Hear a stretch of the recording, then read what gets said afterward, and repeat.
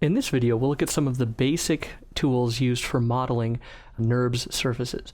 Now, NURBS are different than polygonal or subdivision surface models because they deal with curves and then patches that are based off of the connection of those curves to create continuously smooth surfaces. So in order to start creating something like this, you'll need to have some curves to start working with.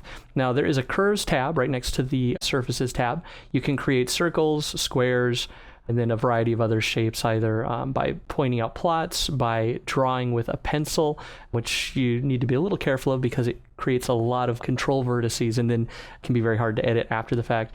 And then you can create kind of a radial arc. So we'll base this off of creating 3 sections, and then it will connect those to form an arc of a perfect circle. So we'll use that one in a moment here.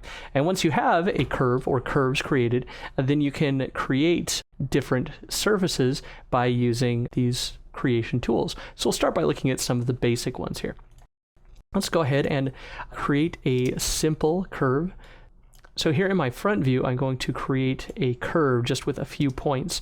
So I'm just going to start clicking, and as I click 2 points, it will connect those 2 points with a straight line, and then as soon as I add a third, it will start to create a curve. And as you hold the mouse button down, you can edit the position of that point, but once you release, you're stuck for now and have to go on to the next point. You can always come back and edit those control vertices later. So let's just do kind of the obligatory early modeling glass. We'll just create a simple glass here. So once I've got my curve completed, I can go ahead and press Enter or Q, and then that will create the curve. Like I said, if you want to edit this, you can go ahead and right click and choose Edit Point, and then you can move your points around as you see fit. So let's go back here to object mode, and then I'm going to cut back over to my 3D view here so that I can see my object. And let's select that curve, go back over to surfaces, and the first thing that we'll look at is a revolve. And this is a very simple method for creating geometry, and all it's going to do is take the shape that we have and it's going to revolve it around an axis. Now in this case, I had previously used the tool around the Z axis, so you can see it's going around the Z right now, which is really not quite what we want. We want to revolve this around the Y, or the vertical axis. So I'm going to start by double clicking on this revolve tool, and the default is actually the Y. I had been working with it previously, so it changed over to Z. So I'm going to select Y and then select the surface and go ahead and click revolve. There you go. You can see you have a simple NURBS surface that you've created. Now, one of the nice things about creating NURBS geometry this way is that once you've created it, if you edit the base curve, so I'm going to go ahead and click on the base curve, and I'm going to turn off the selection of my actual NURBS surface here. You can do that. All these different points up here, you can toggle or untoggle selections. So if I click on this, I can't select now surface objects. So you see I can't select that, but I can select my curve here. Select this, right click on it and choose Edit Point. And now if I select one of these points, and I move it, you can see it's changing not only the curve, but it's changing the surface that was based off of that curve. And that's because of this creation history that we're using. As we build things, they're based off of operations that are attaching one object to another.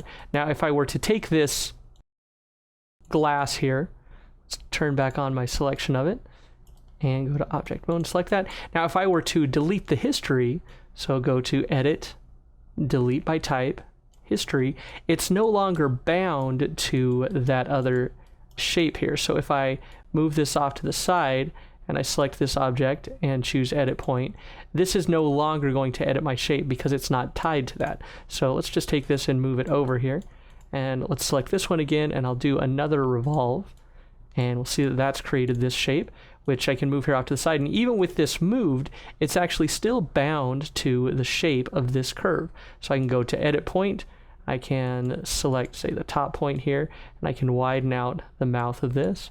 And let's pull this one in, and that one. And actually, you know what, let's take this one and delete it entirely. So I'll just hit the Delete key, and there you go.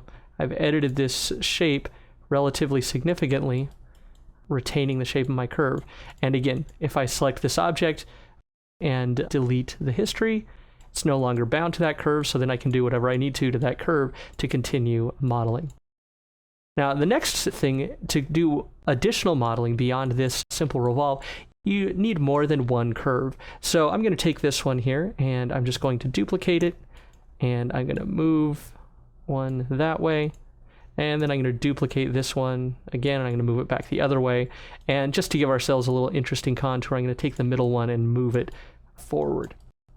So the next modeling method with curved surfaces is to use a loft, and it essentially attaches two or more curves together in order to create a smooth curved surface. So if I select these three curves in the order that I want the loft to move, so 1, 2, 3, moving left to right across the screen, and then I hit the loft button, it will create a curved shape based off of that geometry that I've selected. Now I can also edit the number of spans or the number of intermediary pieces that go in there. So as I increase this, you see it's not changing the shape of the curve, but it is giving me more spans that I could use for additional control later.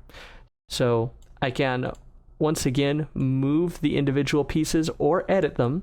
So I could, here, just to make this easier, let's grab this whole surface and move it over here. I could select this, edit my control points, and take this point here and pull it back, and then you can see it's editing the entire surface of the object. So you can see that in this way you can use these curves in order to start making basic geometry using NURBS modeling techniques.